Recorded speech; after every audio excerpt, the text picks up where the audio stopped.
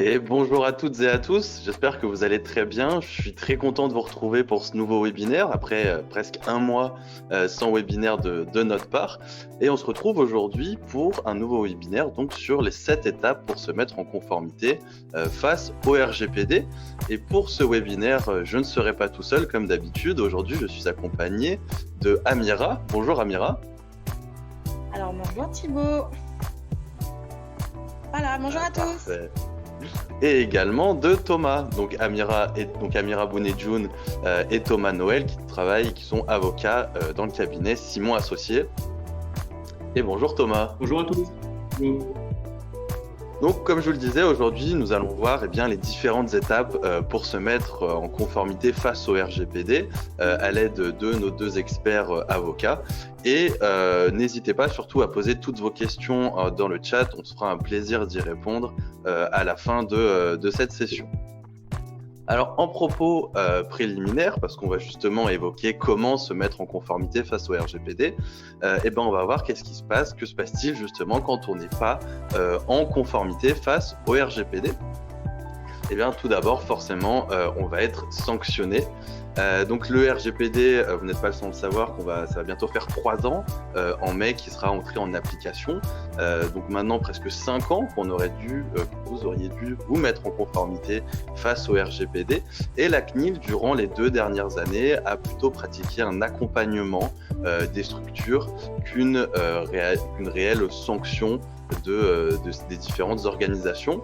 On peut citer quelques chiffres justement de 2019 par rapport à ce que la CNIL a pu effectuer. Donc c'était plus de 300 contrôles.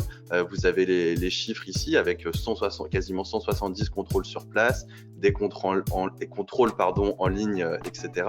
Si vous voulez avoir plus d'informations sur les contrôles, je vous renvoie directement sur un webinaire qu'on a fait avec Amira d'ailleurs, qui est toujours là pour les bons webinaires. Et n'hésitez pas, ça vous permettra de savoir également comment se passe un contrôle et ce que vous pouvez mettre en place de votre côté pour gérer un contrôle CNIL dans les meilleures conditions. Et je vous ai fait un petit récapitulatif justement des différentes sanctions.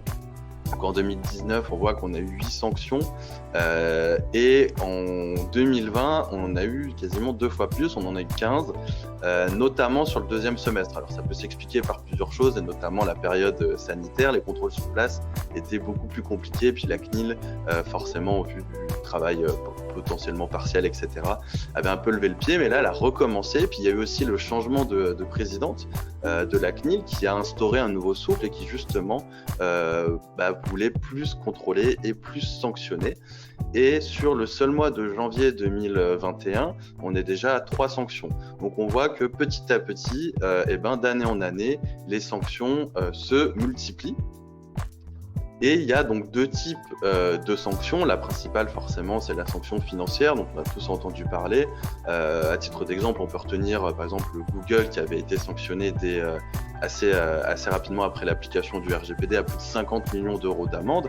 Et petit à petit, on va sur des structures qui sont alors, on va dire de taille plus petite forcément face à Google, mais des structures un peu plus communes. Et outre ces sanctions financières, vous avez également les sanctions réputationnelles. C'est-à-dire que la CNIL peut décider à la fois de vous sanctionner au porte-monnaie, donc 2 à 4% du chiffre d'affaires, ou de 10 à 20 millions d'euros, et c'est le montant le plus élevé qui est retenu en fonction des manquements. Mais également, elle peut tout simplement décider de publier la décision. Donc, c'est-à-dire qu'il y a un avis, vous êtes condamné à tel montant et c'est telle entreprise pour tel et tel manquement. Donc là, vous avez aussi auprès de vos clients, auprès de vos collaborateurs, de vos partenaires, etc., forcément, vous allez en pâtir. À titre d'exemple, je voulais citer quelques sanctions qui sont arrivées généralement fin 2020, début 2021. On retrouve des gros, on retrouve par exemple Carrefour qui a eu 2 sanctions entre Carrefour et Carrefour Banque pour à peu près 3 millions d'euros.